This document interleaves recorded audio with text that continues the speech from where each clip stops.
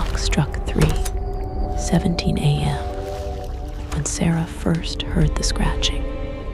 She'd been lying awake for hours, staring at the water stain on her ceiling that looked disturbingly like a grinning face in the dim moonlight.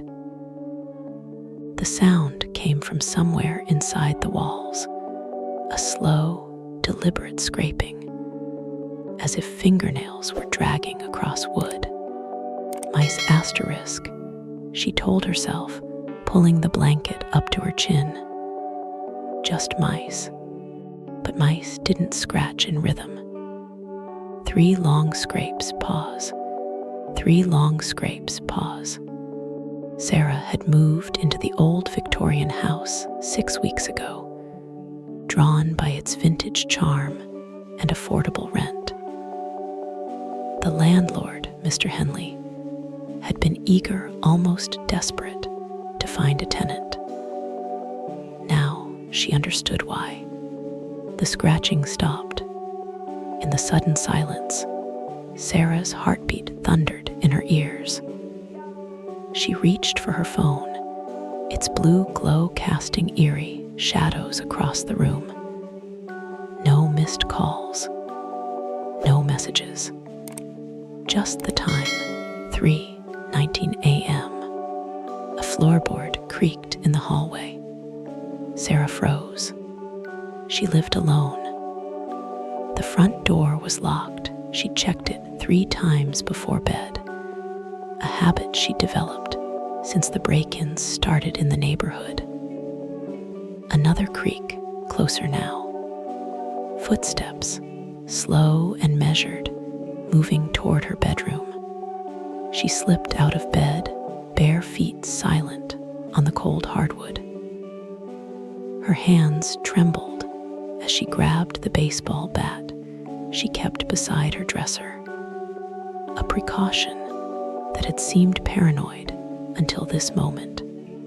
The footsteps stopped directly outside her door. Sarah pressed her back against the wall, bat raised, hardly daring to breathe. The doorknob began to turn with agonizing slowness. The old brass handle caught the moonlight as it rotated, metal squeaking softly. The door swung open. Nothing, just the empty hallway stretching into darkness. But the smell hit her copper and decay, like old pennies left in stagnant water. Sarah gagged, covering her nose with her free hand. The stench was overwhelming, unnatural. "Hello," she whispered, immediately regretting the sound. Her voice seemed to echo strangely in the silence. A laugh answered her, low, throaty, and definitely not human. It came from everywhere and nowhere, reverberating through the walls themselves. Sarah bolted for the front door, bat clattering to the floor. Her fingers fumbled with the deadlock, sweat making them slip on the metal. Behind her, that horrible laughter grew louder, multiplying into a chorus of voices that seemed to mock her panic. The lock finally turned.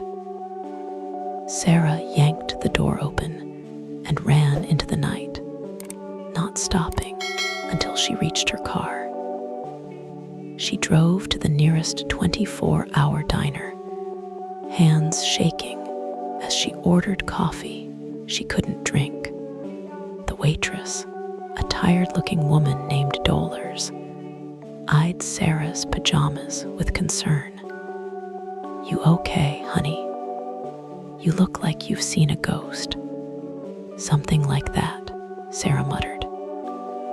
She pulled out her phone and searched for information about her house. Most results were routine property records, tax assessments. But buried on the 3rd page of results, she found a newspaper archive from 1987. Family of 4 found murdered in Victorian home. Police are investigating the brutal slaying of the Morrison family, discovered yesterday evening by neighbors concerned about their absence. Detective Raymond Walsh described the scene as unlike anything in his 20-year career. The killer, who remains at large, appeared to have tortured the victims over several days before their deaths. Most disturbing, according to sources, was evidence that the perpetrator had been living in the house's walls for an extended period. Sarah's coffee cup slipped from her numb fingers, shattering on the linoleum floor. "Oh, honey," Dolores rushed over with a towel. "Are you sure you're all right?" "The Morrison house," Sarah whispered. "On Elm Street. What happened to the killer?" Dolores' face went pale. "You're living in that house?" When Sarah nodded, the waitress sat down heavily across from her. "Marcus Thorne. They never caught him. Some say he died in those walls. Others think he just disappeared. But people who have lived there since," she shook her head. 3 families moved out within months. The last tenant, a college kid named Danny, vanished entirely. Police found his clothes laid out neat as you please on his bed, but no sign of him. When was this? 2 months ago. Sarah felt ice forming in her stomach. 2 months ago, right before she'd moved in. "You can't go back there," Dolores said firmly. "Not alone." But Sarah had to. Her life was in that house, her clothes, her computer, her grandmother's jewelry. She couldn't just abandon everything because of some noises and a coincidental news story. She returned at dawn, reasoning that whatever had frightened her belonged to the darkness. The house looked innocent in the morning light, its gingerbread trim and painted shutters cheerfully ordinary. Inside, everything appeared normal. No signs of disturbance, no lingering smell. Sarah began to doubt herself. Stress from the move, a nightmare that had felt too real there, had to be a logical explanation. She packed quickly, stuffing essentials into suitcases. She'd stay in a hotel while she figured out what to do next. As she folded her clothes, she noticed something odd. Her sweaters, which she'd left in a messy pile on the chair, were now neatly arranged by color. A chill ran down her spine. She'd definitely left them in a pile. The scratching started again. This time it came from directly above her, in the attic. But the sound was different now, not random scraping, but deliberate carving. As if someone was etching letters into wood. Sarah grabbed her suitcases and headed for the door. Behind her, the scratching grew frantic, accompanied by that inhuman laughter. The smell of decay returned, stronger than before. She made it to her car and drove straight to the police station.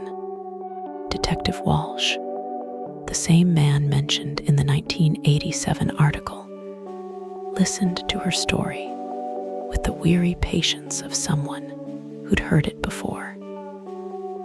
He was older now, gray-haired and lined, but his eyes still held the haunted look of someone who'd seen too much. "Miss Chen," he said finally, "I'm going to tell you something I've never put in an official report. Marcus Thorne didn't just kill the Morrison family. He'd been living in their walls for months, watching them, learning carved their names into the attic beams, along with other things. Things that suggested he wasn't entirely sane. "You think he's still alive?" Walsh was quiet for a long moment. "I think some houses hold onto their demons. Whether Marcus is alive, dead, or something in between, that house isn't safe. The smart thing would be to walk away." But as Sarah sat in the hotel that night, she couldn't stop thinking about the attic, about what might be carved in those beams. The not knowing gnawed at her like a physical ache, against every instinct screaming at her to run. She found herself driving back to Elm Street at midnight. The house waited in darkness, its windows like dead eyes. Sarah parked across the street and sat in her car, studying the structure. There, a faint light flickering in the attic window. A candle, maybe, or a flashlight with dying batteries. Someone was up there. Sarah called 911, but when the police arrived 20 minutes later, the light was gone. They searched the house thoroughly, finding no signs of intrusion. The attic ladder was covered in dust, undisturbed for months. Maybe a reflection from a passing car, the officer suggested. But Sarah could see the doubt in his eyes. After the police left, Sarah stood alone on the sidewalk, staring up at the dark attic window. That's when she saw it, a pale face pressed against the glass, watching her with dark, hollow eyes. She blinked, and it was gone. The next day, Sarah hired a locksmith to change all the locks and a security company to install cameras and alarms. If someone was playing games with her, she'd catch them. The footage from the first night showed nothing unusual. Just Sarah moving through the house, checking locks, turning off lights. But in the background, barely visible, shadows seemed to shift independently of any light source. On the third night, the cameras captured something that made Sarah's blood freeze. The attic access panel had opened. The ladder had extended, and something had climbed down. The figure was tall and impossibly thin, moving with jerky, unnatural motions like a marionette with tangled strings. The cameras couldn't make out facial features. The image seemed to blur whenever it tried to focus on the intruder's head. But Sarah could see enough to know it wasn't human. The thing had moved through her house for hours, touching her belongings, standing motionless beside her bed as she slept. In the morning, everything was exactly as she'd left it, except for one detail that made her stomach turn. Her pillow bore the impression of another head. Sarah fled to her sister's house in another state, but even there, she couldn't escape. The scratching followed her, echoing through unfamiliar walls. Her sister's young daughter began talking about the thin man who visited her room at night. "He says he's looking for Sarah," the little girl whispered. "He says she can't hide forever." That's when Sarah understood. Whatever Marcus Thorne had become, whatever lived in the walls of that Victorian house, it had marked her. Distance didn't matter. It would follow her wherever she went, contaminating every place she tried to call home. she drove back to Elm Street one final time. The house seemed to welcome her return. The front door swung open before she could insert her key. Inside, candles flickered in every window, their flames dancing without any wind. Sarah climbed the stairs to the attic. The access panel stood open like a mouth. The ladder waited, its rungs worn smooth by decades of use. Sarah climbed slowly, each step echoing in the confined space. The attic was larger than she'd expected, stretching the full length of the house. Candles lined the walls, casting dancing shadows on the sloped ceiling. And there, carved into every exposed beam, were names. Morrison, Thompson, Williams, Chen. Her name, carved in fresh wood shavings that still smelled of sap. "I've been waiting," said a voice behind her. Sarah turned slowly. Marcus Thorne stood in the shadows, or what was left of him. Decades of living in darkness had changed him into something barely recognizable as human. His skin was paper white and stretched too tight over protruding bones. His eyes were holes of pure black, and when he smiled, his teeth were filed to points. "You can't run from this house," he whispered, his voice like wind through dead leaves. "No one can. We're all part of it now. All part of me." Sarah saw them then, the others. Pale figures standing in the corners, their faces bearing the slack expression of the long dead. The Morrison family, the previous tenants, all watching her with empty eyes. "Don't worry," Marcus said, stepping closer. "It only hurts for a while. Then you'll be home forever." Sarah closed her eyes and thought of her sister, her niece, all the people who would be safe if she didn't run this time. When she opened them again, she was smiling. "I know," she said. "The scratching in the walls of 412 Elm Street has stopped. The house sits quiet now, its windows dark, its yard overgrown. But sometimes, late at night, neighbors report seeing a soft glow in the attic window. And sometimes, when the wind is right, they swear they can hear laughter echoing from inside the walls."